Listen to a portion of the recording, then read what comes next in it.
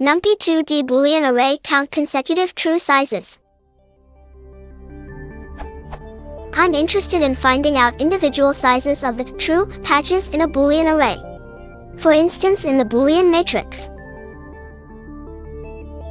the output would be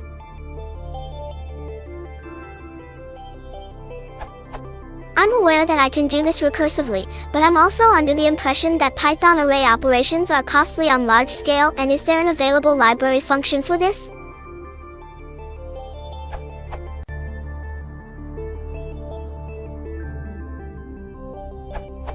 Here's a quick and simple complete solution.